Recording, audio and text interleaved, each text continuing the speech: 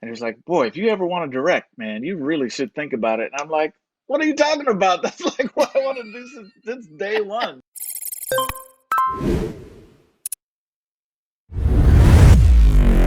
Hey everyone, welcome back to the Blerd Girl Live. My name is Karama Horne, and I'm so excited you could join me.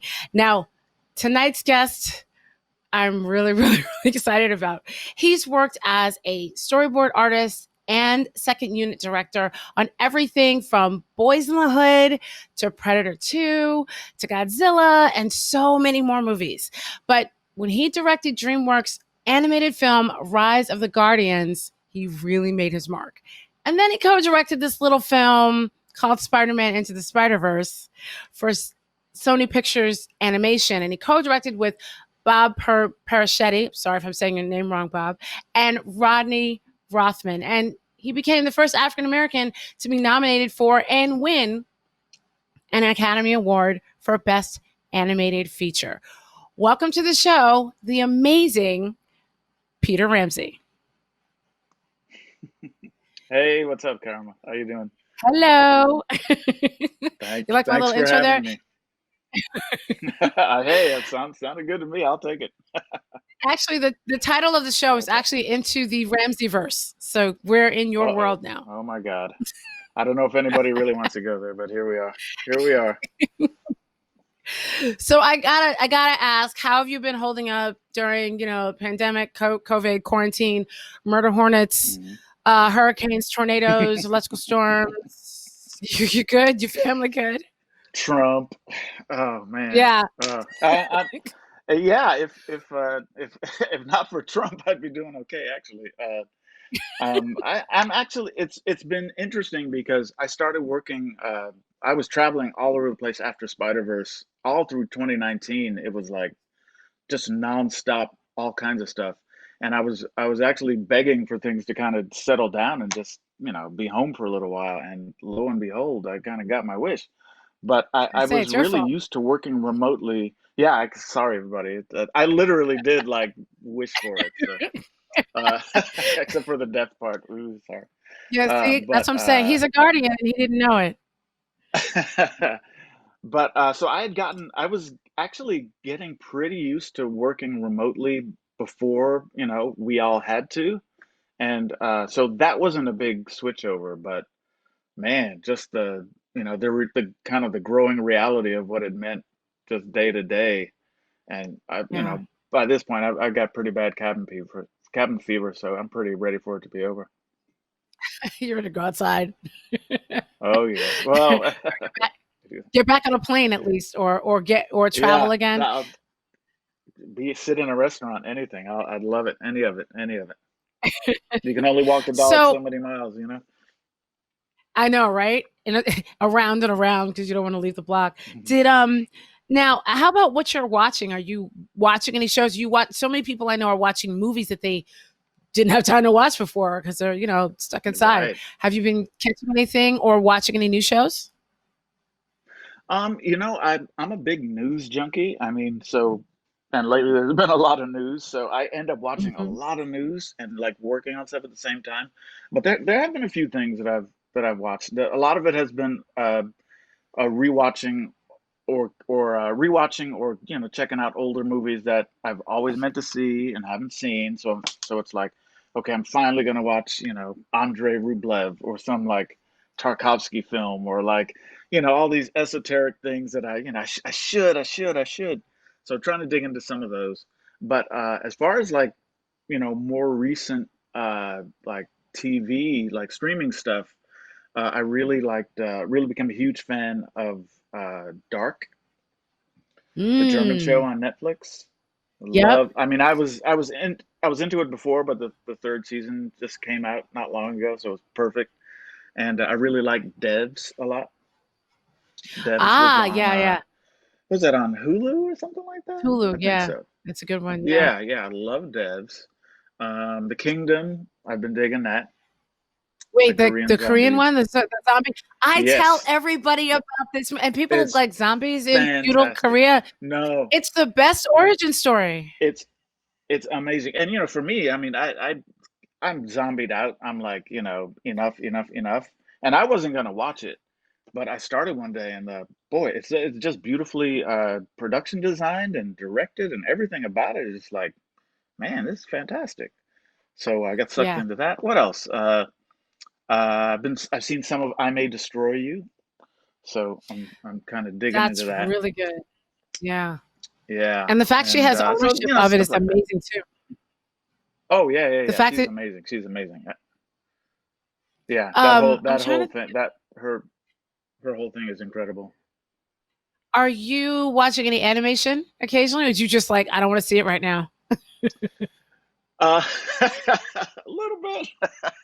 It's kind of anybody who's done an animated movie, after you spend 3 years on one of those things, pedal to the metal, and you're like, I think I can have a little bit of a break. So I can't. I'm trying to think of what I've watched lately, animated.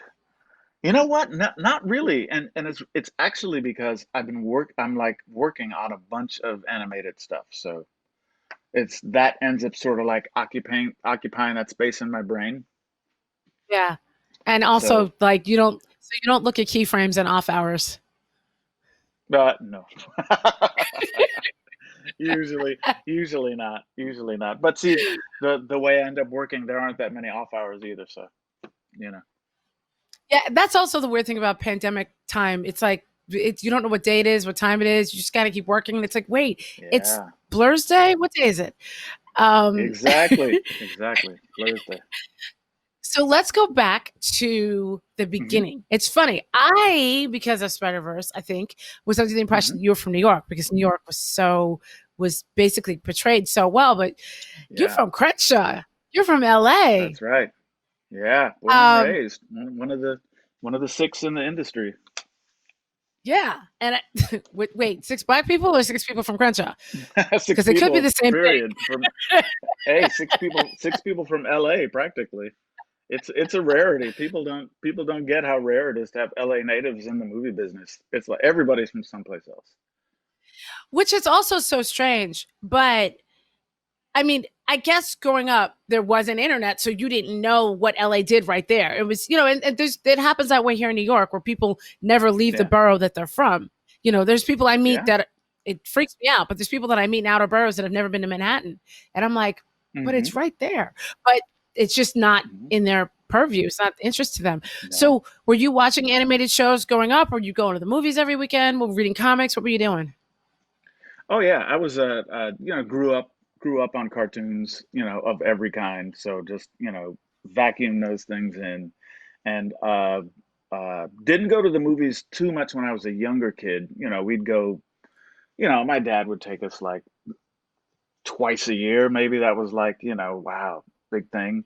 And then, I started going on my own, and then I became a pretty avid movie goer, and would just hop on the 85 bus to Hollywood, and because there weren't really any movie theaters near where I was. I think there was like one still in Inglewood, maybe, but Hollywood, had all the big screens, Hollywood or Westwood, and you would jump on the bus and make the trek and go see whatever was out. And I was seeing just about everything, but I never had any idea that I could actually work in the movie biz until I was, oh man, like getting into my 20s pretty much. It just wasn't a reality that that anybody like me could work in the movie business. It had never dawned on me. And this was before, Yeah, you mentioned the internet. This was before the internet. This was even before, I think, the real hyper fixation on media, period. Because there was a time when you didn't know what movie made, $100 million on the first weekend and blah blah. That stuff it didn't really have make the same kind of dent in the public consciousness back then. So movies were a lot bigger mystery than they yeah. are And now. I think that's also when they also came out, not as often. Nothing Yes, like movies weren't exactly. dropping every month. Movies were dropping. I was explaining this to somebody the other day. Like people think like Star Wars, Empire Strikes Back, Return of the Jedi all came out within months of each other. When you talk to them, I'm like, no, no, no. There was like No, years. So years, years. We were like wandering in the we, desert to. It was wild, man. It was a different time. It was a different time. Now you mentioned But that you didn't know about animation or really that you could do it until college, but you were drawing before then, right? well, the thing with me is I was basically drawing all my life. I had drawn ever since I was you know, ever since I can remember. Just to entertain myself. I'd grab my mom's old magazines and find the blank space and get a ballpoint pen and like, draw little characters and stories and just occupy myself that way. And I got interested in uh, I got interested in comics a little later. I had never stopped drawing just because I never stopped. So it was one of those things. Drawing is like any other muscle. If you don't exercise it, it's not going to get strong. You're never going to be able to use it. But if you just keep going, you're going to get better. So that started becoming a part of my identity, and then I discovered comics and really fell in love with comics. I was a huge Marvel Comics geek mostly. Really got into How that, and did for a you? long time I thought, yeah. I'm sorry. Go ahead for a long time. Oh, for a long time I thought maybe that's what I would do. That's what I fantasized about doing. I didn't have the first idea of how to go about it, but I'm always curious as to how people procure their comics because I think, especially right. in the Black and POC communities, we don't get them like everybody else because they didn't put comic book shops in our neighborhoods, so we were getting them at Yes. like secondhand or taking them from other people at school or five and dime as my mother used to call it. So how did you get your comics? Yeah. I had a friend, oh God, I can't remember what grade this was in. Probably like fifth or sixth grade, fourth or fifth or sixth probably. My friend Colin Taylor had some comic. He was the other guy at the school who drew. So he was drawing Iron Man one day, and I was like, "Oh, what's that?" He said, "Oh, it's Iron Man," and he had some comics with him. I was like, "Wow, where'd you get these?" And when you look at comics and you don't know that if you're at all inclined and you don't know the whole story, you're seeing little bits and pieces of these characters' histories, and it's like, man, what's that? What does that mean? How does that? This is kind of interesting. And he told me there was a that they had a comic rack at this liquor store that was on the way to our school. I'd been there a million times to get my little Jolly Ranchers and Now and Laters and all that stuff. But tucked back in the corner, there was one comic book spinning rack that had a bunch of comics on it. And so the next time I was there, I went and looked, and sure enough, there was this comic rack, and they had a lot of comics. And I looked at the dates, and some of them were like, 4 and 5 years out of date. So there was all these, I would just start, every time I went, I would like buy one or two, and I would, that kind of like got me into comics. But I didn't know, there were no comic book stores then. This was like in the Paleolithic era. I don't know if anybody had comic stores back then. And this was just pure chance that this place had these old dusty comic books that nobody else wanted. But I got sucked into it. But it was like me and Colin, we were the only two people, at Angeles Mesa Elementary who cared about comic books. And then I think in middle school, I got bussed out to the west side, and I had some friends who lived over there, and they were like, "Oh yeah, they just opened this comic book shop over here in Santa Monica." And I was like, "Wait a minute, you mean like a whole store with comic books?" And they were like, "Yeah." And that just that was like the promised land to me. So from then on, it was just like full force comic book fan. I mean, I think there was like in the Crenshaw Mall, which at the time wasn't even like a real, there was the May Company and the Broadway, and that was kind of it. But I remember there was a little stationery store tucked away in there. I don't know how I ever found it, but they had a comic book rack. So I would jump on my bike, right up there and go buy as many as I could afford, and that would be it for like another month. And I'd save up and get some more. So you had to hunt and find them and like dig them out wherever you could. It wasn't a thing where you could go every week and the new comics are here. It was Yes, that's it not was how sad. that's not how it worked. That's not how it worked. And Mm. okay, so for okay, so for people in the chat, Yes, in major cities back in the day, the liquor store also had comics and gummy bears. Actually, here in New York, they still do that. I don't know where y'all live, but yes, there Uh, are places that have.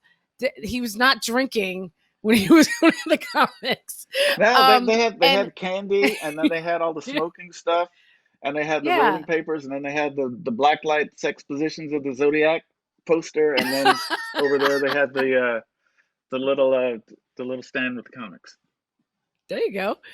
And it's funny because you said you almost went into comics, but you kind of did, sort of, because you became a storyboard artist, Yeah, which is yes, similar. exactly. It was the next best thing. I mean, I remember doing samples for that submitted to Marvel, and of course got rejected because they really weren't any good. But I thought for a long time, and I would try to draw my own comics, and I was getting, I was pretty good. I would say it was sort of, my I haven't really had a lot of formal training in drawing, so my drawing, I don't think it's the greatest, but I had soaked up enough on my own and picked up a lot of instincts about like lighting and mood and composition from comics, so that when I did become a storyboard artist, it translated over pretty well, and people really kind of responded to the dynamism and the clarity that you can get from comic books. Now, I went to school for TV and film production, and I actually didn't. Mhm. I worked as an editor for years, but I didn't really go to school for it. I didn't even know what it was until I got to Right. school, and I didn't know you could work as the person who cut the pictures. I actually thought the director did that before. Hmm. I learned Hmm. that. Hmm. So, did you know about storyboard art before you went to college, or did you learn that in college? It's weird because I would get all these books, and it's with me it was just I was under a kind of hypnosis. It never occurred to me that I could do any of this stuff professionally, but I'd get my like books of Star Wars storyboards, and I'd see them, I'd see storyboards, and I probably even looked at them and went, oh, I could draw that, but it never entered my head to like try to like do that. And it's So a it wasn't job until that you yeah, and that it's a you could job. make money at Yeah. it. Yeah, yeah. No, it never entered my mind because it was like, oh, I don't know, I worked the gas company, or I don't know, who knows, it wasn't. I just wasn't in that.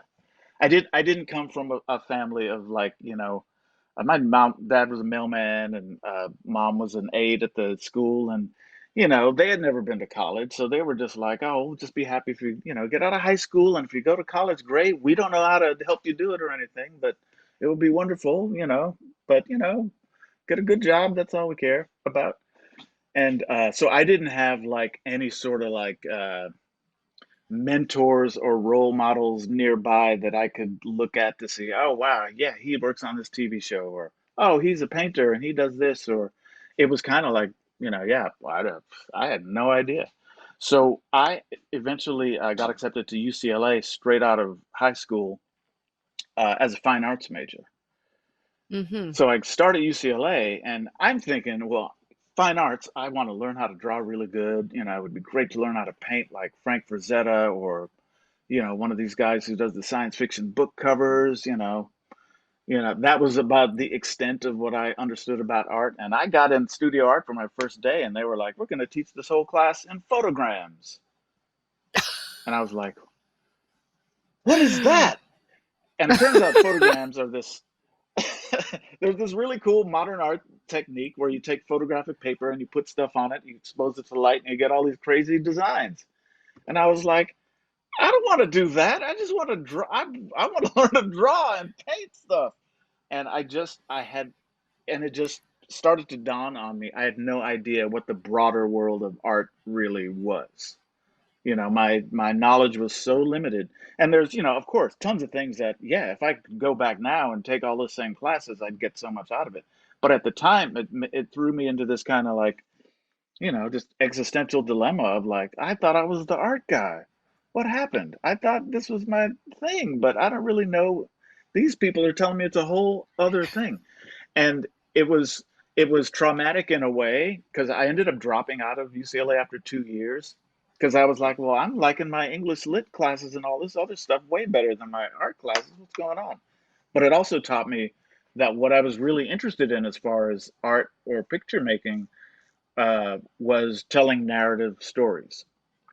And that kind of led me back to the idea of film, because by that time I had some friends who were taking classes at LA City College and were actually starting to take filmmaking classes. And a couple of them were nibbling on the outer edges of the industry. And the idea that you could do that was like a revelation to me, that, people that I actually knew who weren't that far from me could think about, getting a job in the movie biz. And that was like, wait a minute, you can do that? You can actually, a regular person can actually get a job in the movies. And it was, And it's like a crazy chimp in because 2001 with the bone. and it's crazy because you lived right there. It was like It's, right there. I'm telling you, I would hop on a bus. The 85 would take you up Crenshaw, and in a half hour you would go up Vine, and you'd be on Hollywood Boulevard. But it never, ever, ever occurred to me that I could like make a living. And of course, I realize now, yeah, a lot of people don't know that how much work there is in the industry that, people can do. How many different kinds of jobs are out there. It's just like a big it was a secret.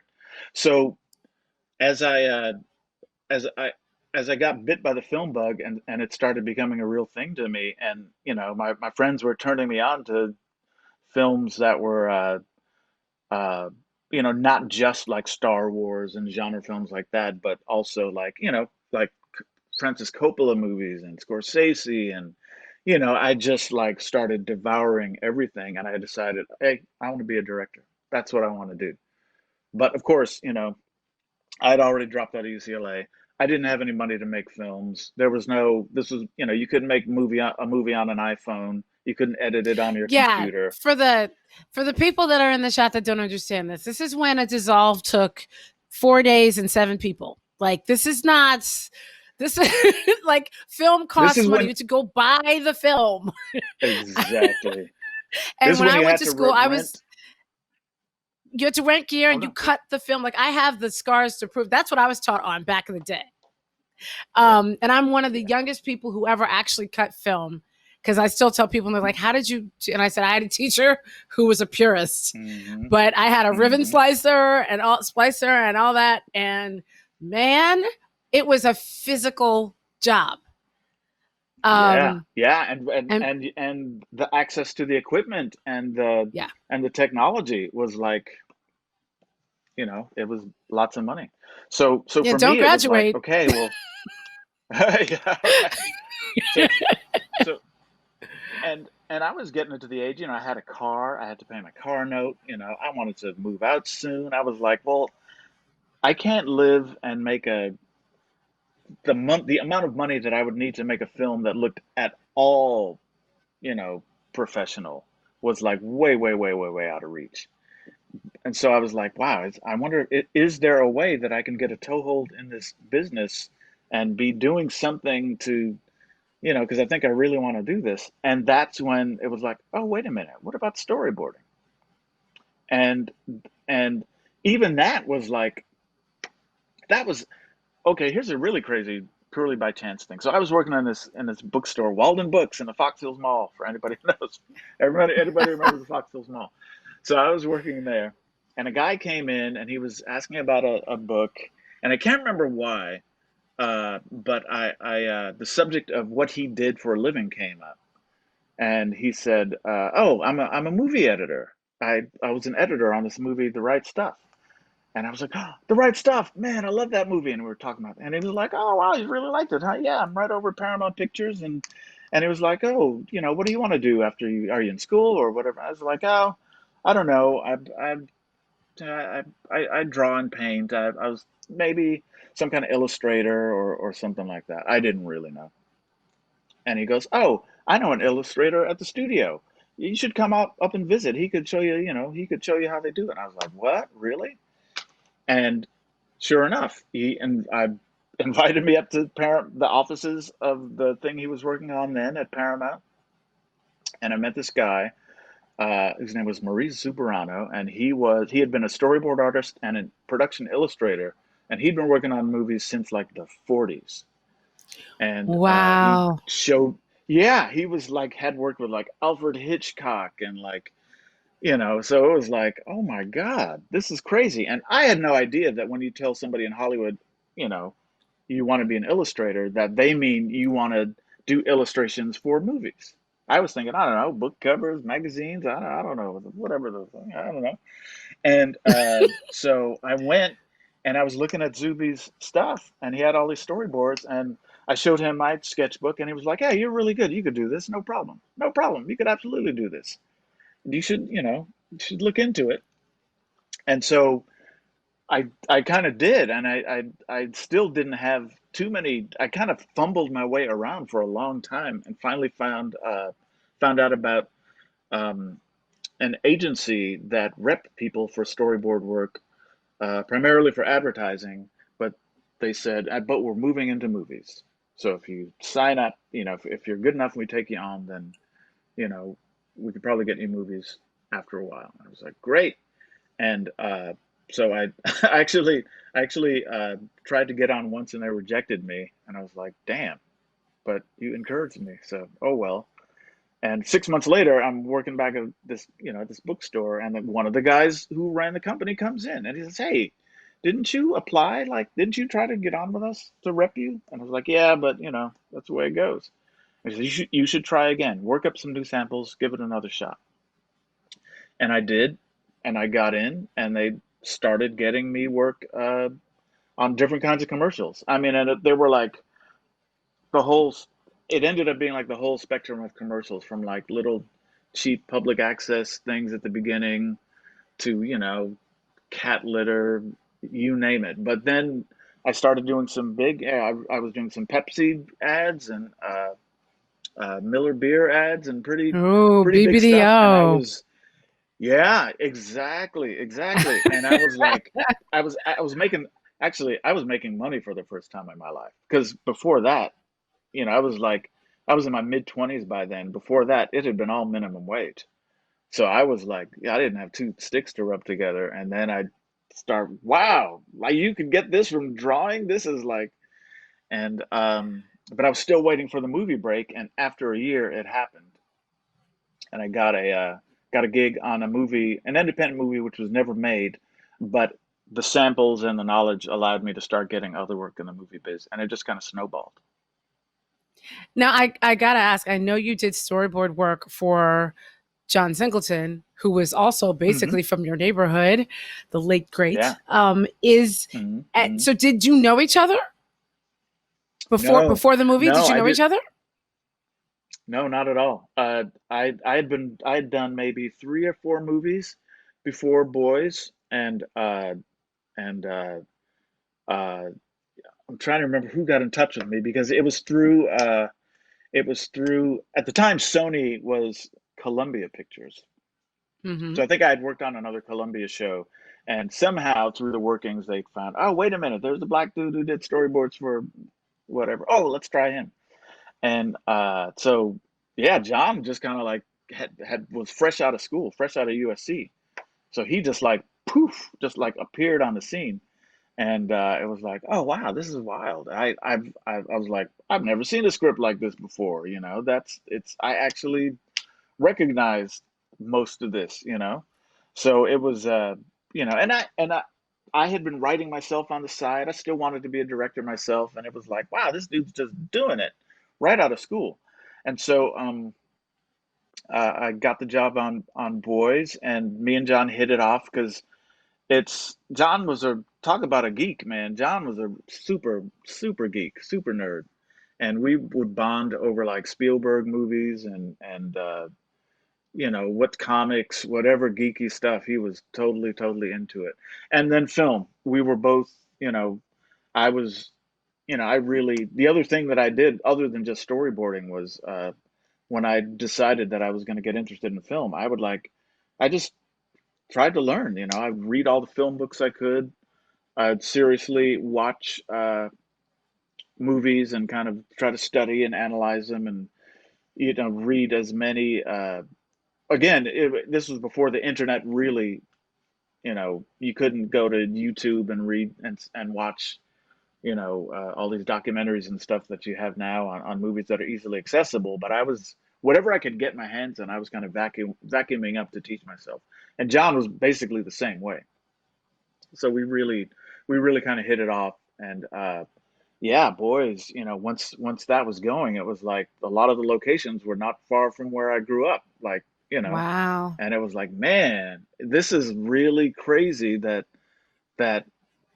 where this chunk of my life is finally going to end up on the screen. It's really kind of unbelievable.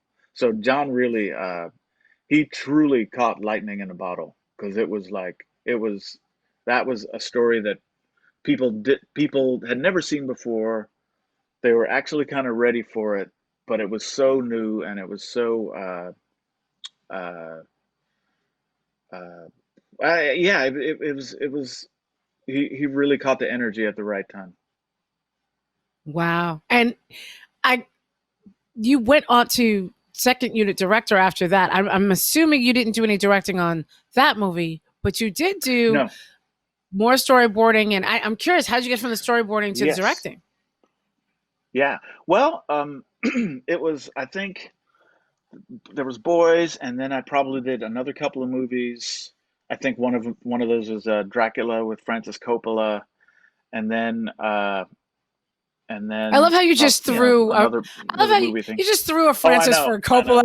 know, Oh, I I know, know I know. Francis And Ford that was like a Coppola. Then that was like that was the huge one for me. I could talk all day about that. That really was like dying and going to heaven for me. So, but in terms of John and second unit, by the time Poetic Justice came around, by this time, John was like, he was John Singleton in capital letters now, yeah. and we were working. I remember turning in my first batch of storyboards for Poetic Justice, and he was going through them, and he was like, "Man, these are so good," and this and blah blah blah blah blah. And I was like, "Oh, thanks, man." And he was like, "Boy, if you ever want to direct, man, you really should think about it." And I'm like, "What are you talking about? That's like what I want to do since day one."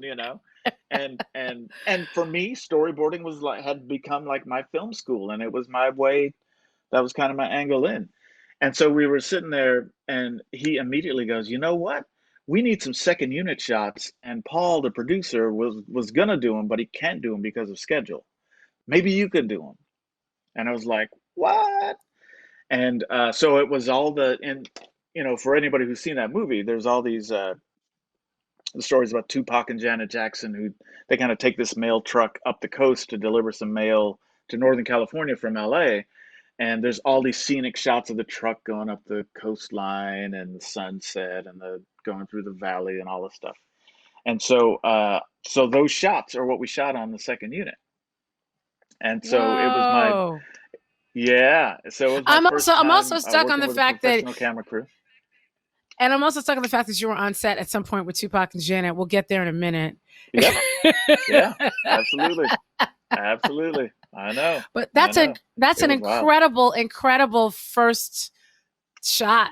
That's an incredible way to Yeah. get in. Well, that was John. John was like, I mean, first of all, just look at the cast of his movies. All people who got their Regina King Yeah. debuted, I think, in Poetic Justice.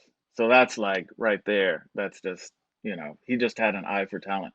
And so he would in all departments across the board, he would kind of try to elevate people and like, people that he had a good instinct about and everybody was ready because, but that was my first experience with a professional crew, and it was like, yeah, there were lumps and bumps and stuff I didn't know, but it went really well, and then I think I did the next one, higher learning. I did some more second unit, and I think then there was the biggest second unit I did, because I did some more second unit for him on Rosewood, where we were shooting in Florida. But the biggest second unit I Whoa. did was a movie called Tank Girl. Yeah. So that's your first comic book movie. Yes. Yeah.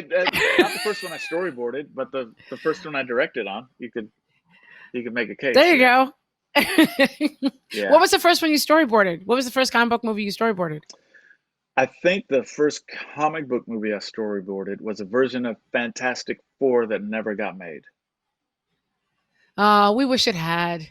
We don't like the one that's Yeah, out that was now. sometime in the yeah, well, but yeah, it never got made. It would have been pretty cool, but I guess that's a hard one for people for some reason. I don't know. I'd love to see a good Fantastic Four movie, but Yeah, I would like to see a good Fantastic yeah. Four movie. I'd love to see a good X-Men Mm. movie. Just yeah, we Yeah, we you need name you. it. You name it. We need you. Oh boy. Oh I don't boy. want to take the animation away from you, but we need you to train the next level so we can get that movie because just we got Wolverine and that's kind of it. Yeah, right, exactly, exactly. But the funny thing was, and Tank Girl is a good place to talk about it. I never had any thought of working in animation. I liked it, Hmm. I enjoyed it, but in the animation industry, the people who end up going to animation all their life, they're like they've dreamed of like working at Disney or like working in anime and they're like total. I was like, I'm working with like David Fincher and like I want to do like, movies and Francis Coppola and yeah, I was like, Movie movies. I was not thinking. Yeah, I was grown up movies, man. I was not thinking of animation at all until on Tank Girl, which was a pretty big second unit that I got. Um, uh, Directed by Rachel Talalay and produced by a guy named Aaron Warner, who I'm actually still working with today. But I got the second unit on Tank Girl, and it was a pretty big one, and it was a tough shoot. And after like probably a year or two after Tank Girl, I got a call from Aaron, and he said, "Hey, I'm over at Dreamwork, this company, DreamWorks Animation, and we're working on something that I wonder if you would want to come and check out because uh, I think you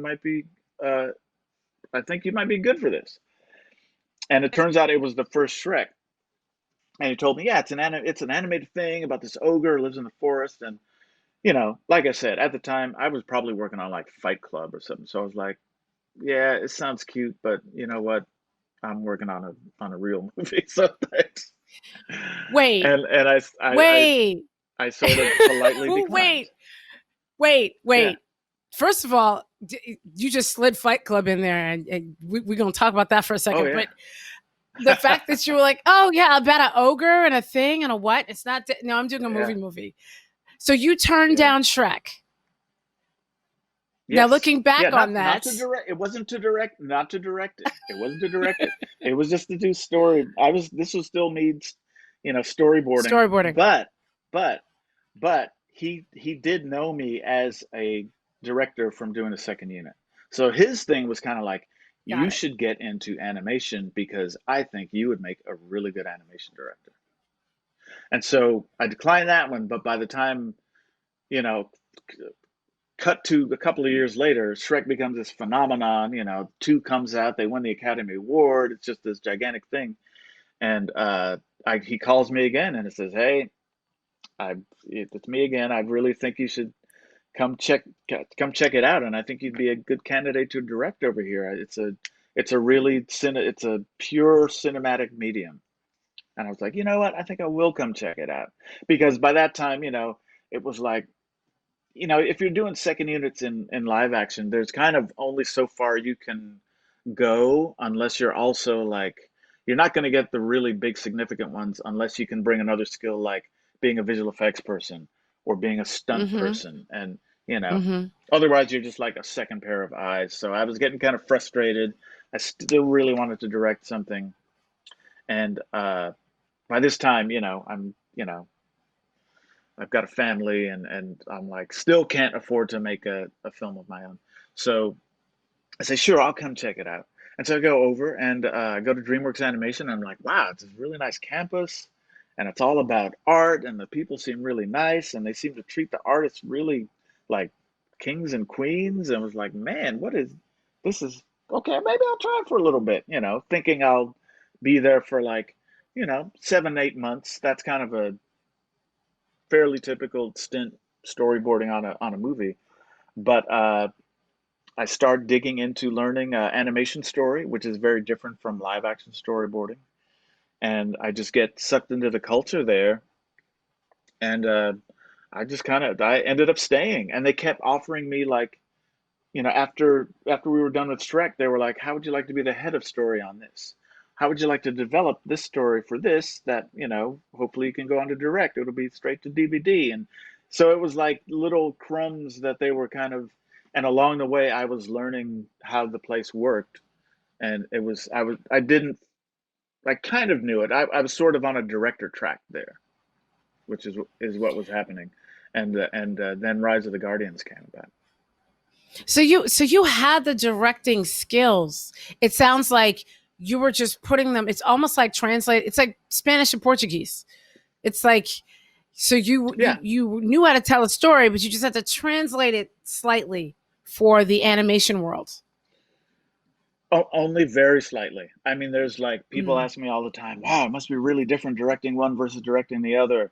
And for me, I think mostly because I'd spent so much of my career basically directing on paper, which is what storyboarding more or less is. It's, obviously it's not the whole thing of interacting with actors and blah blah blah, but the the purely abstract part of it is. So for me, translating that into animated characters was no big deal at all. And because of the animation story training at DreamWorks, where when you're doing story and animation, you're basically drawing out performances and story beats and emotion, all the emotions of the characters. In live action, you're providing a guide for how something can be shot, and it's a lot more schematic. But in animation, storyboards are going to get cut together as a reel that you can watch with dialogue and music, and you have to be able to watch it. It's like a very crude animation right there. So it's a very different skill, and I learned so much doing that in the couple of years I was on Trek that it kind of like it made me kind of fall in love with animation in a way that I hadn't really understood I could before. And I learned a lot about storytelling. Now, Guardians was based on the William Joyce book, and Hmm. I'm curious. Was he involved? Like, was he over you guys' shoulders saying, "Do this, do that"? Now, I didn't read the book, so I don't know how different it is Yeah, from the book. But right. was he involved at all? He was, and I think the original plan was for him to be a lot more involved, but he had some family tragedies that happened that took him away from being able to be as involved as he wanted to be. It was really sad. But Mm. we would talk though. He was there kind of consulting, and luckily he and I got along really well and saw eye to eye on a lot of things. So he wasn't there day to day, but he, would periodically kind of check in and offer his 2 cents. But we were trying to be pretty faithful to his intentions and a lot of the tone of what he was doing. I think. I mean the books that he was writing were sort of set way back in the characters' pasts, and I think he was kind of conceiving the books at the same time as DreamWorks had gotten the rights and was conceiving the movie. So it was this interesting thing where DreamWorks was doing something that was set hundreds of years after the books that he was still writing. So they were kind of going along in parallel, and we just sort of they just kind of communicated with each other in a weird way. But so we weren't directly bound by a lot of things that he was writing. So he didn't draw Santa all tatted up. No, no. That was That was you. something That else. was you. He Yeah, didn't. He didn't yeah. draw. He didn't draw a Debo Easter Bunny. That was you. Like because I can never No, see the yeah, Easter that Bunny came. the same way again. Yeah, no, I know. I believe me, I wouldn't have either. But we were like, the original version of the Easter Bunny was kind of this like fussy, like little prissy kind of scientist guy, and we couldn't figure out how to make him likable or make him fun, or he just seemed like he was like C-3PO with like rabbit ears. It's Yeah. basically what he was, and Oh. nobody wanted. We were like, we don't want to see that. And so this other version of him somehow, and we were like, can that work? Can we make that work? Well, I don't know, maybe. And then Jeffrey Katzenberg is great news. I cast Hugh Jackman. He's going to be the Easter Bunny. And we were like, what? It'll be great. He can have an Australian accent. We were like, what? What? We were like, what are you talking about? Yeah. And we were like, Yes, it's one yeah, of those I guess days we where got to work. your boss just comes in and changes Yeah. everything. Yep. Yep. And we're like, okay, I guess we'll figure something out. So it's funny. So that Rise was your first big thing doing like the whole movie, not just portions of it or Absolutely. parts of it. Okay. Yeah. And Rise of the I had, Guardians, if you haven't seen it, people, you need to work that out and fix it immediately because you need to see Wolverine Easter Bunny right, make his appearance. right. Yeah, it's got its moments. It's got its moments. So are we gonna first are we gonna see a second one? And then how did you get, because you didn't do Spider-Man Into the Spider-Verse at DreamWorks, that was done at Sony. How did you get from point A to point No, that's B? And was there something in right. between? Almost. Uh, Basically, what happened was Rise of the Guardians. It takes 3 years to make it. The studio's really high on it. Everybody's like, expecting fantastic things, and it comes out and opens, and it just like sinks like a rock. It was like it was like one of those. It was really weird because there were super high hopes, and people were early on saying, "Oh my God, it looks like this one could be an Oscar contender," and like, "Oh man, it's going to make $1 jillion," and this, that, and the other thing. And for a bunch of different reasons, it just like just nosedived. Ah, Yeah, no, do, do you it think was a big deal, man. do you think it was marketing? Because that was one thing that I felt when it came out. I just Yeah, kind of felt like all of a sudden it was out. And I was like, is it yeah, me or did we not see much about this? yeah. The marketing was a huge part of it. I mean, for one thing, and a lot of this stuff, I'm taking for granted that these people know what they're doing, and you find out later, oh, wow, why'd they do that? And why'd they do that? And why'd they do that? And and one big thing about it was that his, historically, animation, at least up until then, it was seen as like you put an animated movie out, families and kids are going to go no matter what. So you really don't have to worry that much about that. And particularly with like, it's 3D, it's this, it's that. They were kind of thinking it sells itself, it's fine. Everybody's going to go, don't worry about it. So there was some of that complacency going on. And there was also this other phenomenon of like, I think, the year before that, the Minions movie, Despicable Me, and the Minions was Mm-hmm. super popular, and so we had these little elf characters, and they wanted to make everybody's gonna love these little elves because they're like the minions. So the trailers and make the all the TV commercials should be all about the elves. That's gonna get them into the theaters. So when it ended up happening was they were advertising a completely different movie than we had made, because when people would come Yeah. to see our movie, they would go, "I had no idea it was gonna be like that." And it's Right. like, Like they thought they well, were coming to see why little didn't they? because they thought they were coming to Yeah. see Minions, and they're seeing Santa Claus with tats. They Yeah, weren't ready. And but they Jack loved it. Frost. Yeah. But they loved it. The problem Because was it's if you're good. seeing like if the problem was if you're seeing the trailer and you're seeing the little goofy elves run around, and it's like, it's just like the Minions, but it's Christmas. Yeah. Who needs it? Yeah. So they couldn't, for whatever reason, they couldn't figure out how to make it seem like something special enough to get up and then pay the extra money for the 3D to go out to the theater and all that stuff. So, Yeah. and then we were up against like there was a Twilight movie and then a James Bond movie, and it was like, we just got killed. So that was like, it was like it was crazy, man. It was like, Mm. wow, I had this incredible experience of making this movie, and then I'm also having this incredible experience of it being a flop. It's really like, man, like a public flop. So it was like, this is really wild. It's surreal. So from there, I'm at DreamWorks like another year and a half, close to 2 years, and yeah, I'm trying to get other stuff off the ground, and but the company, like, it took a hit after Guardians, and then I think the next movie didn't do well either. So it was kind of becoming clear that Mm. something at that place was not functioning properly, and it was also one of those things. Well, man, the next couple of slots for movies, they're already kind of taken. So I'm like, shit, if I don't, there's nothing for me that has a within a reasonable period of time to be released that I can really get onto. So me and DreamWorks part ways, and the next place I end up, maybe 4 or 5 months after that, is this producer Avi Arad. Avi is Mm. he was actually one of the producers on Spider-Verse, so he was involved with some Sony animation properties. But Avi had also been in on the early genesis of the Marvel films. He was a producer of the first couple of Spider-Man movies, I think all of them, and Iron Man. He was a producer on, so he had produced the original X-Men animated cartoons.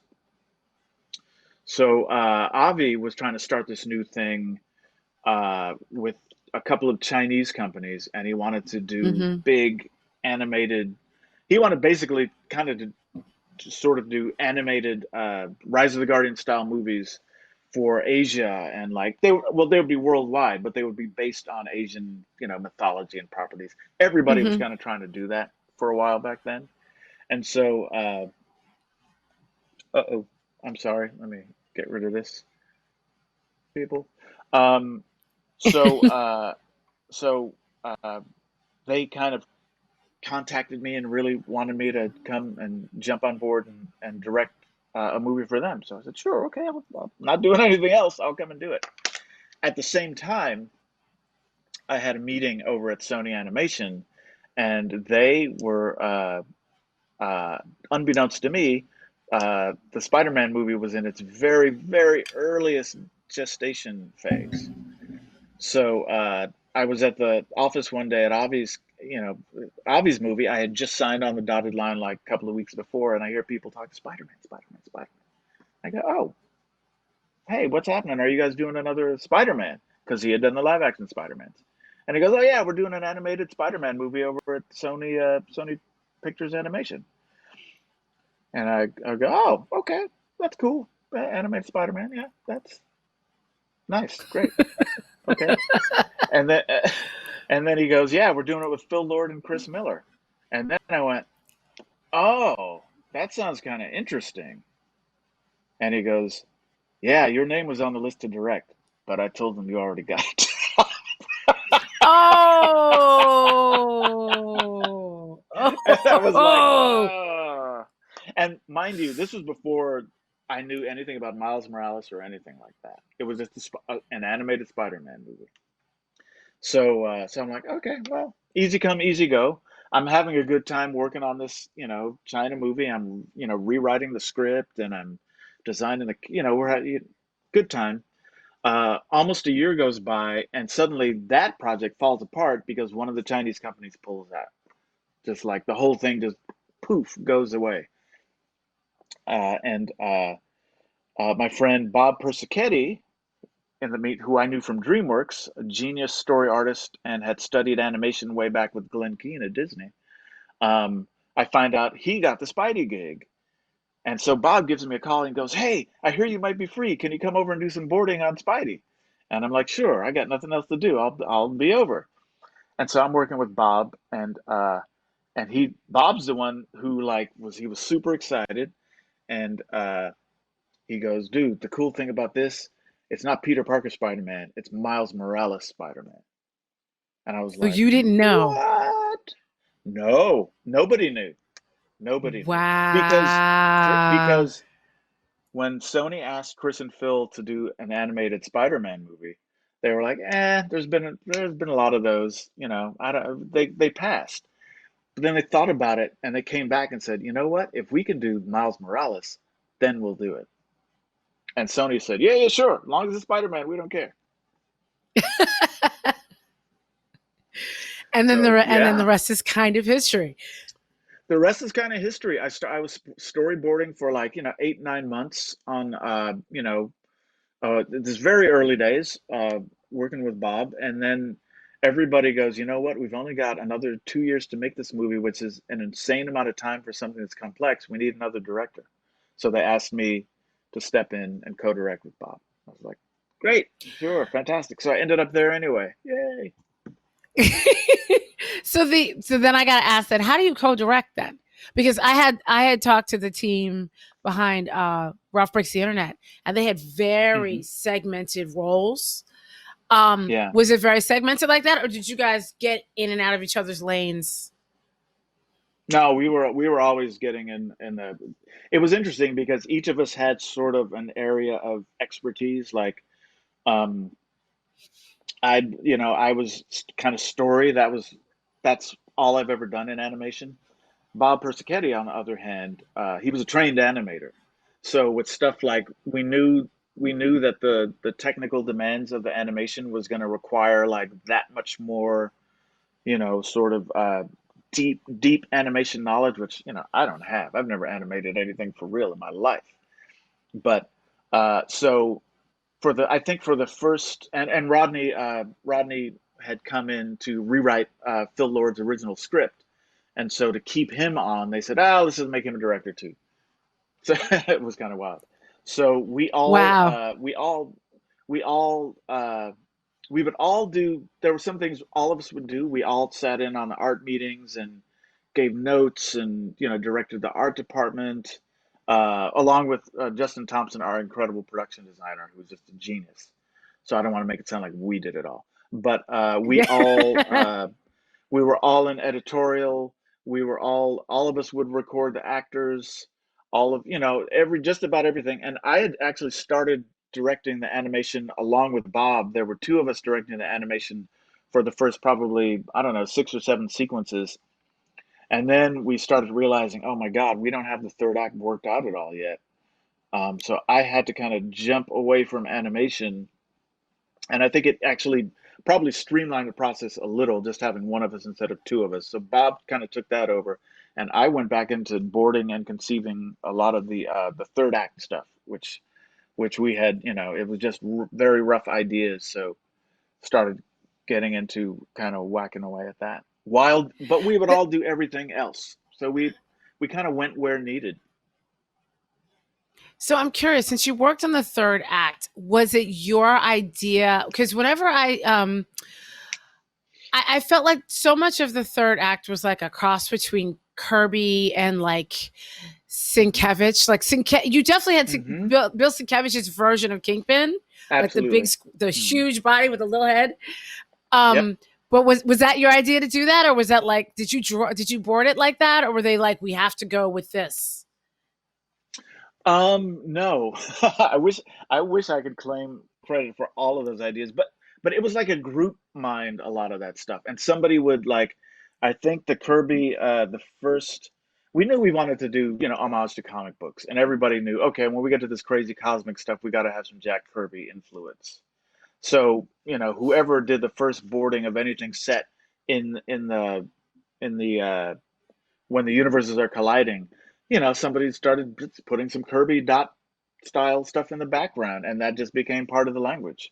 And things would kind of like ping pong, and I think the original design, excuse me, when we started throwing around ideas for that, we were like, God, could we get away with doing a Sienkiewicz Kingpin? Can we really do that? And it was like, yeah, let's try it. Sure, sure, sure. And I remember Justin Thompson really kind of pushing that, like, if he's just a flat black mass and the head can float, kind of basically on the body. And I think I storyboarded the Kingpin has a little flashback. Uh, Kingpin has a little flashback where you see his wife and his son die. Mm-hmm. Sorry, spoiler alert. And I remember I If storyboarded that. anybody watching this hasn't seen Into the Spider Yeah. Verse, yeah, they're fired. They're like not allowed to be here. Hey, you It's like never know. what, There's always a 2018? straggler. There's always a straggler.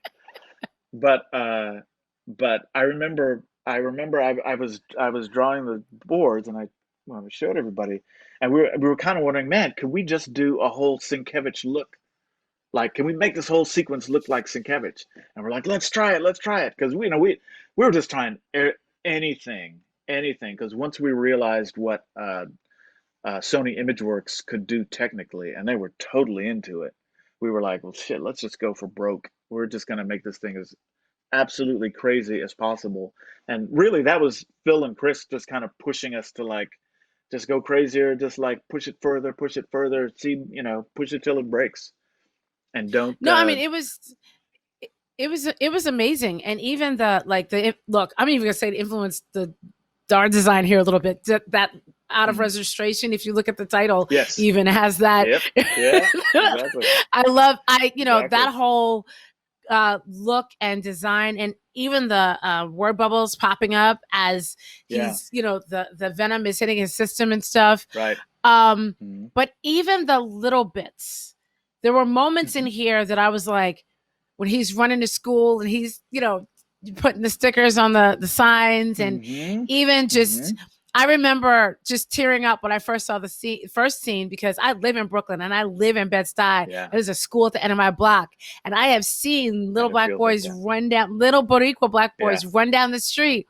flipping between languages, talking to their friends, talking on the phone. And it was like, somebody black had something to do with this. You don't see this.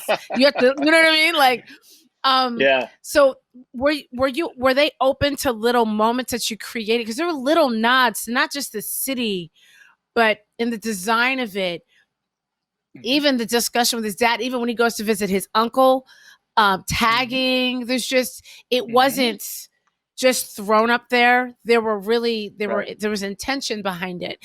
Did you have any meetings where you were like, okay, look, this is how it's good. Don't ask questions. This is what we're doing. You know what? It's so funny. I mean, people assume that I was like, the black expert on the movie, and it's some, in some minor ways, maybe so. But it really, everybody was so like this idea of like, oh, how can we really make this feel like it's set in Brooklyn? How can we really make it feel like Miles is a real Afro-Latino kid right now, 13 years old, living there? And the person who really is responsible for the tagging thing, that's Bob Persichetti. Oh, really? Because Bob Persichetti is a surfer and skateboarder from San Diego, but in the 90s he was heavy, deep into tagging. Okay. So he was like, New York and 90s hip hop, and the hip hop that I like, that's more my era too. So we were both on the music side. We were both, there's got to be some 90s hip hop, and that turned out to be the thing that kind of bonded him and his uncle. So the graffiti sort of turned into the same thing. So Bob really pushed that, but it was like we were kind of things would just sort of like organically, like his speaking Spanish. That was a thing where we started kind of feeling our way around it, and it was like, it shouldn't have subtitles. You should be experiencing it the way he's experiencing it. And it was like, you know what? They would be speaking, Rio would be dropping little Spanish phrases in here and there. Spanglish. It's Spanglish. Yeah. So I'd be recording.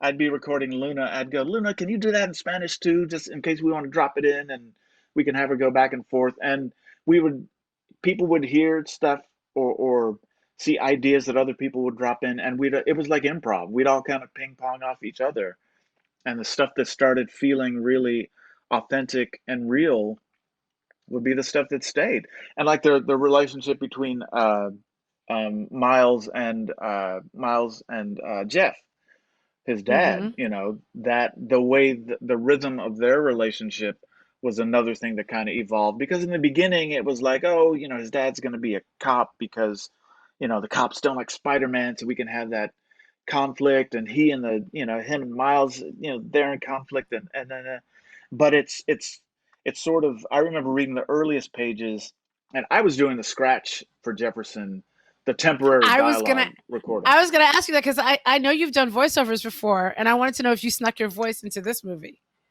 Oh yeah, for the scratch, I don't think I have an act. I might be in the background of like one scene going, "Look out" or something like that.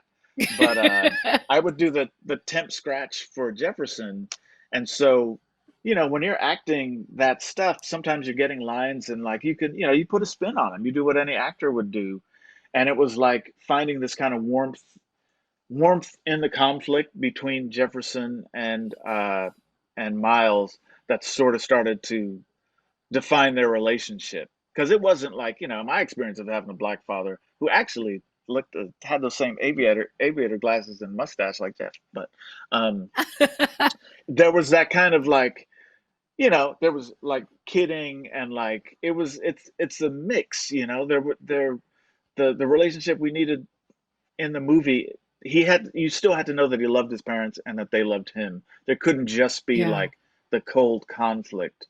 So I think kind of finding that and making that made it feel a lot for me. That was one area where I was like, no, we can't. Jefferson can't be that. It's got to be a little more like this. What if it's a little more like this? So it would be like nudges, like that sort of thing. And I think the same thing in the relationship between Aaron and Miles. That kind of their kind of interplay. Some of that would be like, because we'd all have input into the script on one level or another. So we'd suggest throw out lines or pitch stuff. But that subtlety was important. That because Yes. it's an image we don't see. Even if it was just antagonistic, it's like another black man's not getting along with Yeah. his kid. You know Yeah. what I mean? And Exactly. I mean, even I had to explain to people because they were like, "Why did they keep busting his kid?" I'm like, "No, he's not okay." In New York, if you're gonna go, and many times the cities, you got bust, Mhm. but sometimes the school is so far away from where you live that they bus you Right. to. You got to stay on campus because people are like, "Is he in college? What's Yeah. It's happening?" It's like a sleepaway school. yeah, it's Yeah. Brooklyn. Yeah. Don't stop. Yeah. Right. So all of those there were all of those decisions kind of to sort of like add whatever realism that we could. And there was, but like I say, it was like everybody would throw like some of the stuff that I remember there was a lot of the stuff that with Uncle Aaron that well, first of all, Bob was like, I had an uncle exactly like Aaron. It was exactly the same thing, and his dad was a fire chief, so he had the exact same dynamic. I had my Uncle Woody and my dad, and Uncle Woody was kind of like always slightly in trouble and kind of like but some of the best stuff that I remember Rodney Rothman when he came on. Rodney's a comedy writer from way back, and a bunch of stuff that he wrote for Miles and Aaron was like, wow, that's like the real thing, man. And that's the thing. There was people were put everybody would like put in stuff, and you could always tell when it felt real and felt authentic, and you would go, yeah, Hmm. that's it. That's how it would be. That's how it would be. And it was everybody was so kind of like wired and dialed into it and like pushing so hard to try to get it to feel like something true to the characters and to the world that it became organic. And it was amazing. Were there any scenes that you had to pull out, but you felt bad about? Like, oh, I wish we could have left this Oh in. yeah. Oh yeah. We had we always wanted to do a scene where Aaron and Jeff got together, like met in the body of Mm-hmm. the movie, which we don't really have, Mm-hmm. So there was going to be a scene where Jeff comes looking for Aaron because Jeff comes looking for Miles, and he doesn't want to do it, and his wife kind of like ends up making him actually go to Aaron's place, and they have a face off.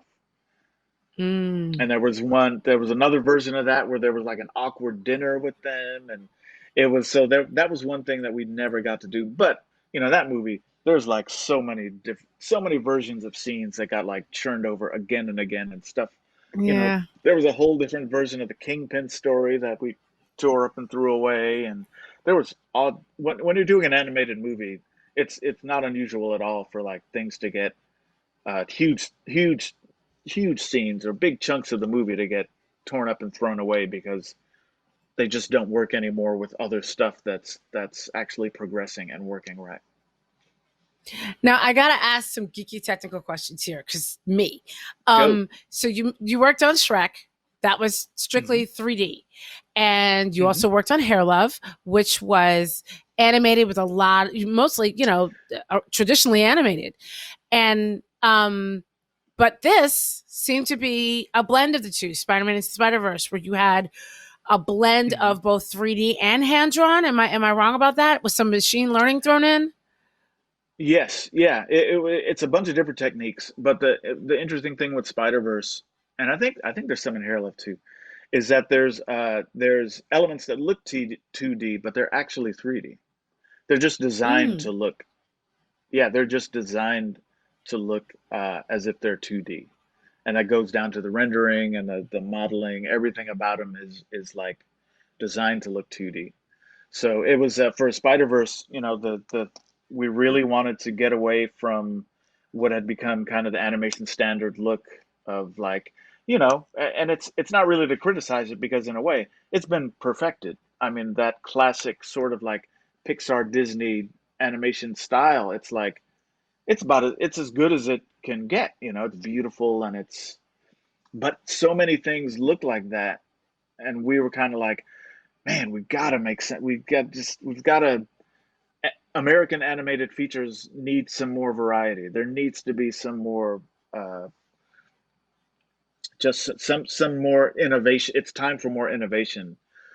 So the thing we really wanted to do was find a way. What's the right style for Spider Verse? And kind of really early on, before I came on, the idea of, well, let's really dig into comic books. Let's really, try to make this as much of a representation of get as much inspiration from the original comics as we can. So the idea was to how can we make it more graphic? What elements of comic book language can we introduce? And I think right off the bat they knew they wanted to try panelization and stuff like that. And by Mm-hmm. the time I came on, we were really starting to technically to decide, well, what's the language, and can it actually be done? So stuff like we started hitting on stuff like, oh, what if we had the half tone dots? What if that somehow could have something to do with our lighting style? Is that possible? Because that comes out of comics. And then the idea of, oh, what if is there a way to get like hand drawn looking ink lines on the characters' faces for the emotion lines? And a big thing about the actual animation itself, Bob Persichetti was thinking, if we do this, if we animate this on twos instead of on ones, which all CG animation is done on ones, because that just means it's one pose per frame of film, and to ensure like a very smooth look, and then you have computer motion blur that Yeah, adds to motion blur that in sort between of the like frames. exactly to kind of lend that image that feeling of reality to the computer models. And so what if we don't have that? What if we do it on twos, like the old Disney, like 101 Dalmatians or Jungle Book was done? Those were done on twos. They're punchy, they're snappy, they have a real graphic quality, like we say we want, and then it was like, well, we'll lose that if we keep the motion blur. We'll lose the punchiness from animating on twos if we have motion blur. Let's get rid of computer motion blur. That's a big deal if you're doing a CG film. That's a huge deal because suddenly, if you want your backgrounds to be smooth, that has to be animated on ones, right? So you got Mm-hmm. to figure out how do you get the characters on twos and the backgrounds on ones. And that was a whole big technical thing that they had to solve. But the other thing is, Wait. how do we show depth? That's what I was going to ask you. Depth, and then all I Yeah, can think of is the dorm room scene where you got all yeah, the characters scooting around the corner at the top of the room, right, and they're a different frame rate than the background, and then you got Peter Porker who's drawn differently than right, Peter B. Parker. Then so right. was that like five different teams of people? No, no, there would be different. There's different animators doing the shots, but there's once they were the software to be able to, integrate the characters into the background. Once they figured out how to do that, that was a huge hurdle. But then the rest it's really just good animating. It's like a lot of people think that, oh, Miles is animated 12 frames, so his animation looks jerkier and more static. Everybody else looks smoother and more flowing, and it's so they're animated on ones. And it's like, no, no, no, no, no. Everybody's animated on twos. We just have really great animators that can convince you Miles is like, not as adept as these other guys. And there may be a Wow. few places for really technical reasons that some character animation had to be on ones, but I'm telling you that the vast, vast, vast majority of it is on twos. Was And on then twos. the depth of field issue, and for people who don't know, depth of field is just how do you, when you're looking at a movie, how do you make things in the foreground look like they're closer and things in the background feel like they're further away, and how do you selectively use focus to draw the audience's eye to where you want it to be. So sometimes if you're watching a movie, sometimes there'll be something in the foreground that's kind of fuzzy, and the person that the shot is about will be, I was putting my hand right in the camera, the person that the shot is about will be kind of like that. The person that the shot is actually about will Right. be, in sharp focus.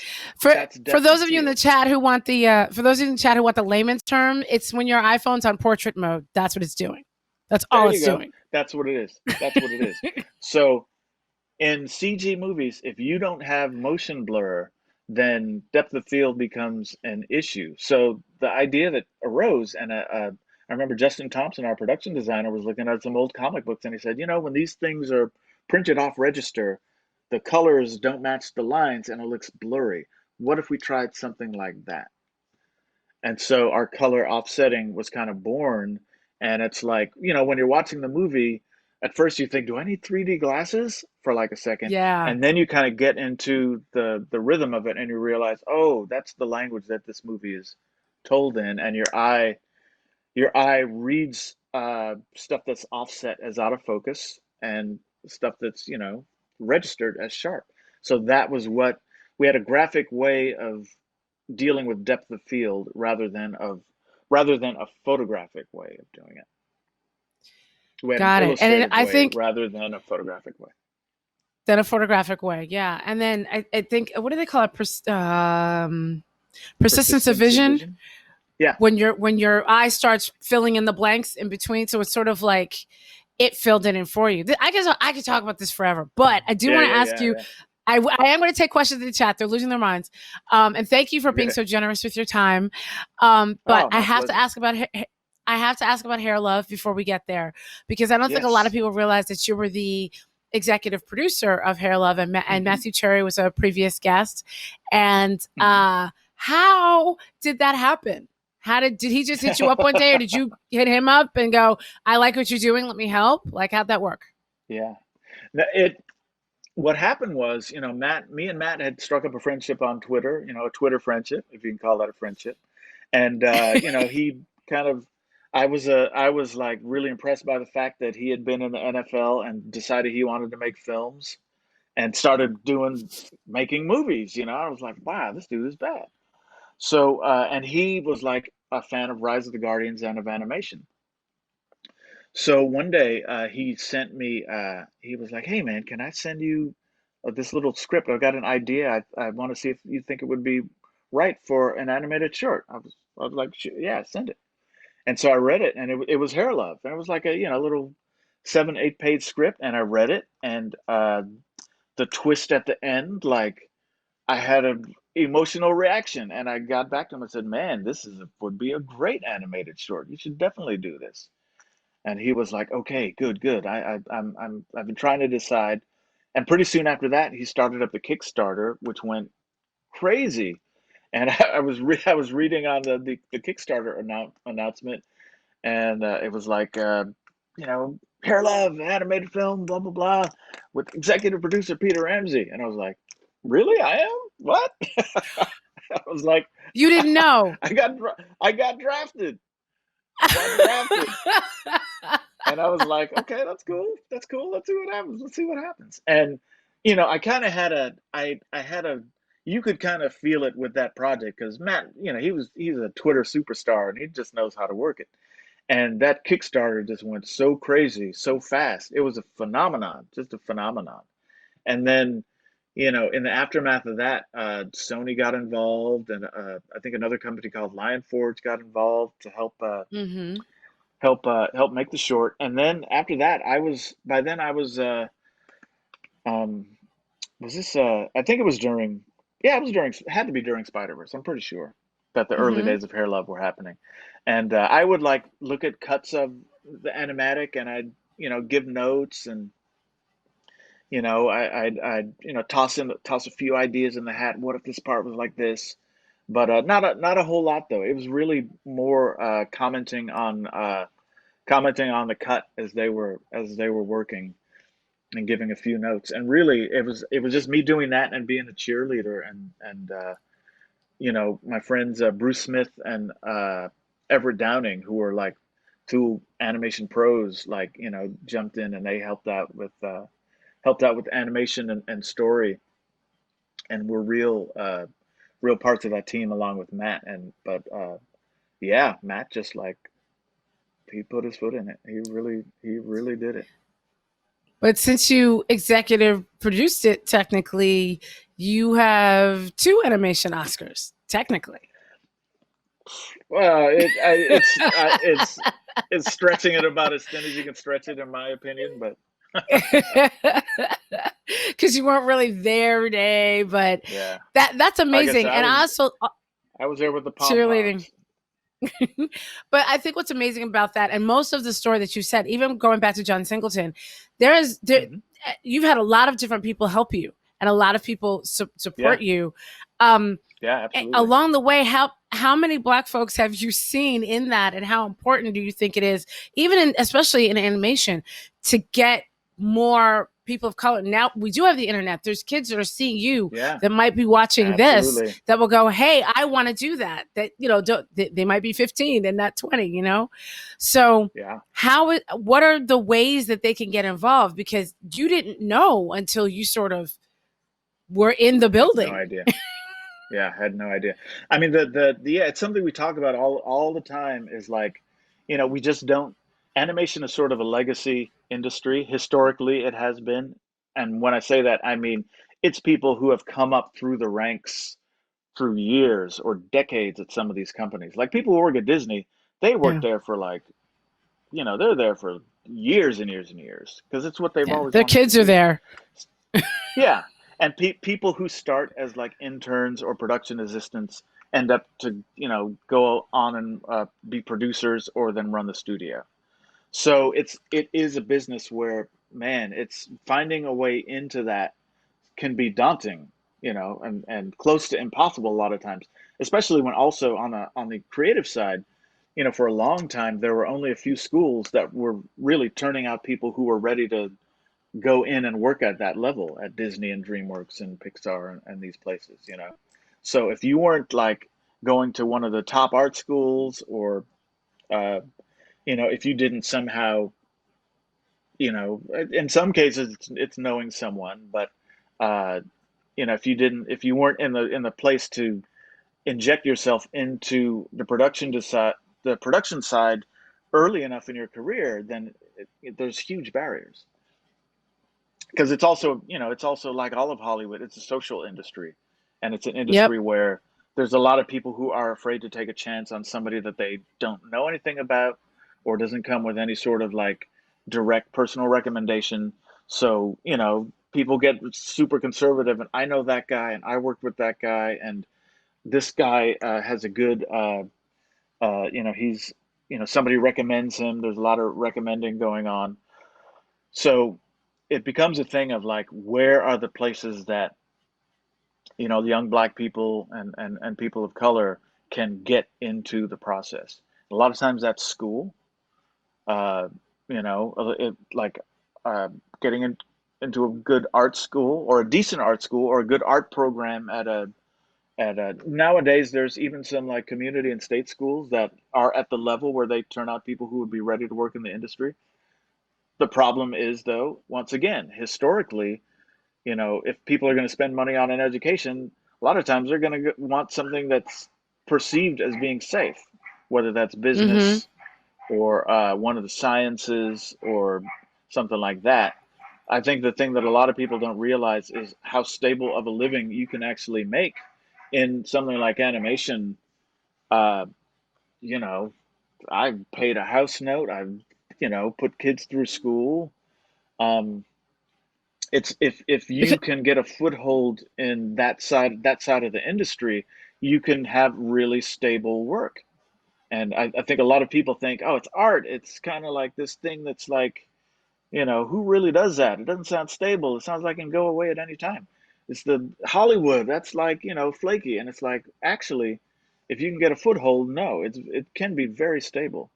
But so there's honestly, it's about to be extremely lucrative since can't nobody work with an actor right now or that's anybody tell me work with about it, a. right? Tell We me can't about it. have a set. You can't do a shoot. It's booming right now. And I think the fact that it's booming right now doesn't mean it's going to drop off someday. It's just alerting the entire industry to the fact that, hey, this is something that is crash resistant to a certain extent. They're not going to stop making animated product in the next, however, it's not going to suddenly stop. People aren't going to get tired of it. There's always going to be, even if you consider it just a medium for kids, there's always new crops of kids being born all the time. So it's pretty stable, but it just takes the Yeah, you have to have the perception that it's something that you can be a part of. got it. Well, I'm going to jump into some questions. I'm going to try and Hmm. double up on some of these so we don't keep you for too long. Okay. Oh, Uh, it's okay. somebody I'm good. somebody asked how to see some of your older storyboarding work. They have heard from other directors how beautiful your work is. So, is there any Oh. place that you have put up your storyboard work so people can see and learn from it? I've put some on Twitter from time to time, and Instagram. So I think if you go back through my Instagram feed, you can probably find, or my Twitter feed, or I think if it's probably if you just Google Peter Ramsey storyboards, I bet some stuff will pop up. Might find some stuff. And Okay, great. yeah, for sure, Uh, absolutely. are you now? I know you're working on a bunch of stuff, half of which you can't tell us about. But can you tell us the Mhm. genre of animation that you're working on, and is it superhero or some other genre? And is it TV or is it feature? I'm working on like to I'm executive producing on I think maybe three or maybe four animated features. Uh, Wow. one of them is superhero based, and I think I can say this. It's actually Spider-Verse 2. So Spider-Verse 2 We're getting a Spider Verse is in the too. very early works. Yeah, it's in the very early days. But yeah, yeah, yeah, absolutely, absolutely. So more miles coming everybody's way. The other That's two, amazing. are sort of I want to talk about it so bad. Um, NDAs are they're real, so I know but I'm really excited about both. There's some really cool talent involved in both. Uh, there's there how can I let me see. How much can I say about these things? It's crazy. They're I don't want to get you into trouble. I just want to if you no can no give no no us a no. hint. But I think they're I'll put it this way. It feels really great and soul fulfilling to be working on these particular projects at this time. And Okay. gonna I think they're gonna be unlike a lot of what people have seen before. Awesome. Awesome. Um, Ta-da! would you ever want to produce a traditionally 2D animated movie? If so, who would be your dream team? Oh my gosh. Sure, I guess so. My dream team. I don't know. I really love working with everybody. I've loved that's the thing. You work on these movies, you fall in love with the people you work with. So, Because it's years at but a I would, time. yeah, it's years at a time, and you bond, and you're all working toward the same vision. Uh, I mean, I think the experience we had with Sony ImageWorks was just phenomenal on Spider-Verse. Those guys can do anything. So I would work with them any day of the week. They're just absolutely fantastic. But as far as like 2D, I really love stuff like have you ever seen the movie The Red Turtle? It's a beautiful, I think I it's a, have not is seen it, that. it's, I think it's a French-Japanese co-production. It's It's Okay. kind of Miyazaki. It's very Miyazaki-esque. It's got that Oh, well, you vibe. have me Miyazaki. I love that. It's well, you got to see the red turtle is like beautiful. It might be too slow for some people, but it's absolutely beautiful. But something like I'd be interested in something that push the boundaries a little bit again. Something that was a little more. I would be interested in something that was like a felt more like a Satoshi Kon film or like Mm. a little bit more mature kind of. There's some parts of Akira, and I'm not even talking about the crazy parts of Akira. I'm just talking about the people walking down the street and like just basic interaction parts of Akira that are just directed it's my live action background. I gravitate toward that side of animation rather than the more cartoony thing. But Somebody did ask in the chat, like whether or not you basically watch anime. What are some of your anime influences? Now, I heard you say Akira. Are you watching or looking at any? And we also mentioned Miyazaki. Are you also mhm. looking at any anime that has been out in the last, 5, 10 years? Oh God, I probably have not a whole lot. It's just because of my limited viewing habits of anything really. Hmm. I really I like stuff like well, Miyazaki is like to me you know he's just world class, just incredible. I also really like Cowboy Bebop kind of. I like that. I Yes, like there you Cowboy go. Bebop a lot. Good. I And the like sad thing is, there's not a lot that looks like Cowboy Bebop, except for maybe Samurai Champloo. But there's not a lot yeah, that looks like it. yeah. But I mean I don't have like a deep I'm not like Mr. Deep anime nerd really. So if I get too far beyond Miyazaki, I'm like, what's that? I don't know what that is. Oh, that looks cool. You know. But So we're I, gonna I we're gonna can't have to I send you can't some things. yeah I can't front like I'm Mr. Anime. But Eh, the funny thing is just the little bare bits of the little I do know has been super influential. I mean, even on Rise of the Guardians, I think we took a lot of inspiration from the feel and the spirit of some anime for some of the stuff in Rise of the Guardians. So Oh no, absolutely. I see it in Jack Frost every time I look at him. I'm like, this, yeah, this, yeah, this for is. sure. Um, it's funny. I also wonder, have you ever considered directing animation for gaming? Because gaming has gotten so realistic in these huge stories, like Ghost of Tsushima and stuff like that. I don't know if you've seen any Hmm. of the images even from it. Big, gorgeous, expansive Yeah.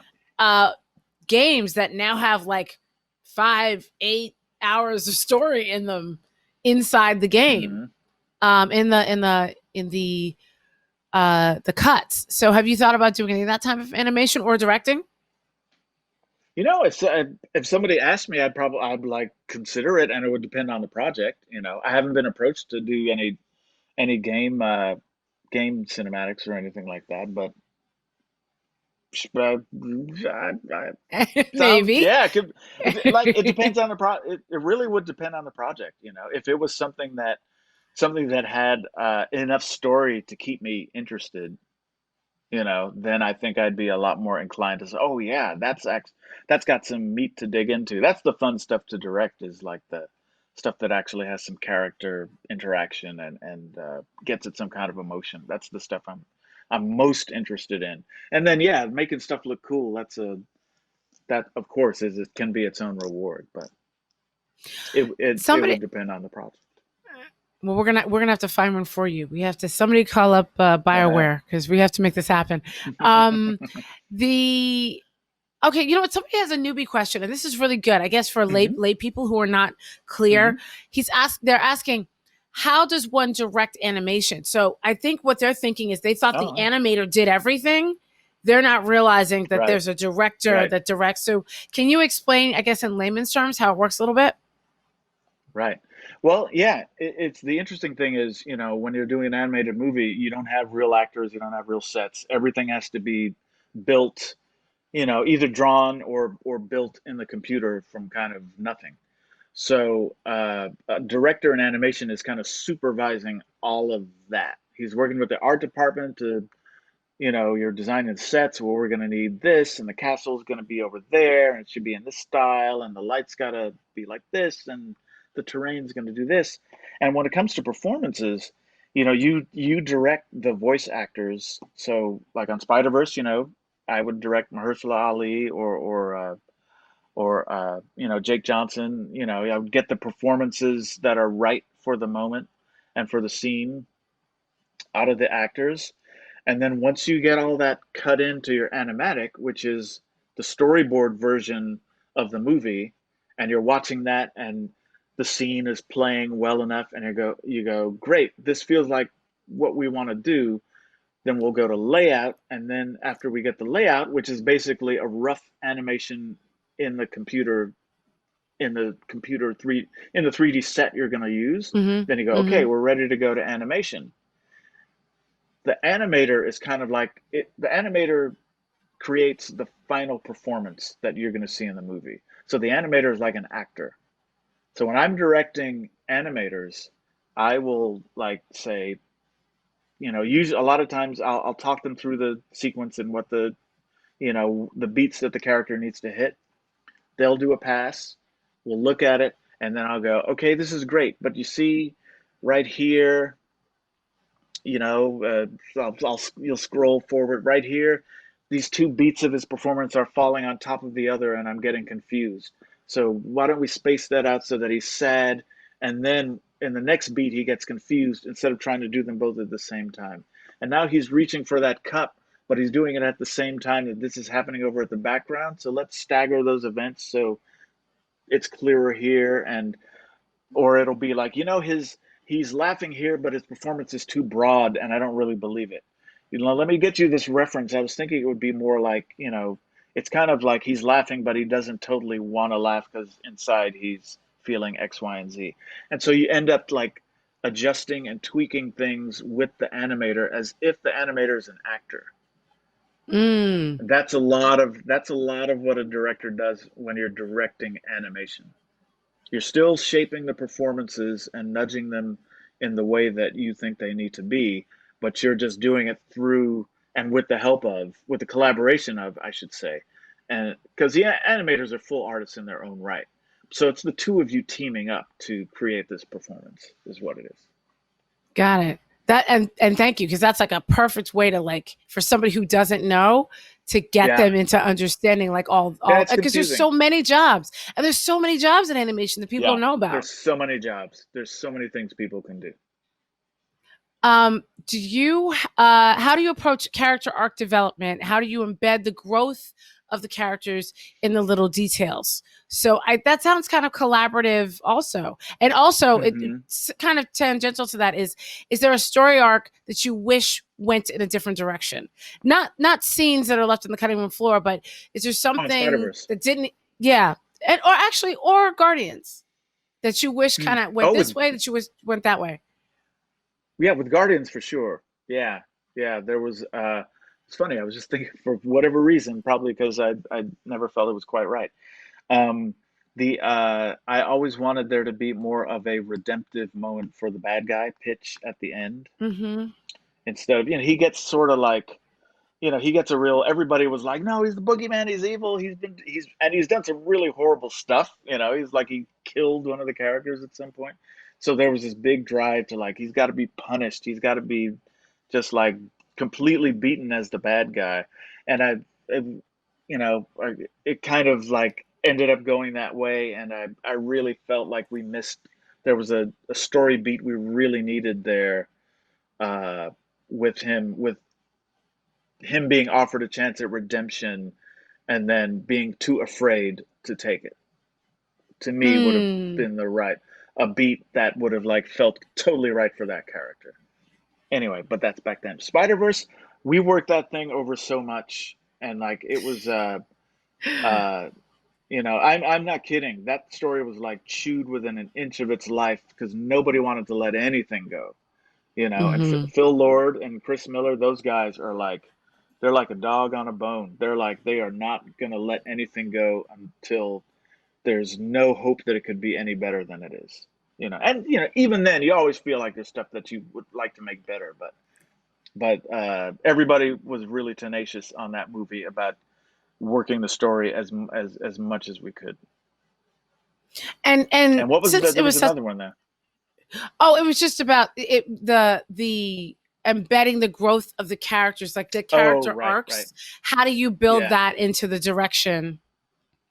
Blood, sweat, and tears, man. It's just like that's something you just have to once you figure the proper arcs and all that stuff out in the first place, and how you're gonna how you're gonna show them.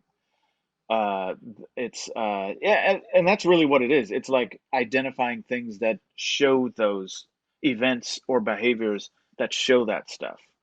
You kind of have to, at some point or another, you realize, oh, a character has to do something so that I know what they think or feel about something. It's got to be represented in some kind of action or decision. Otherwise, it's just an abstract notion. And in movies, you have to see things happen. So it's like, Yeah.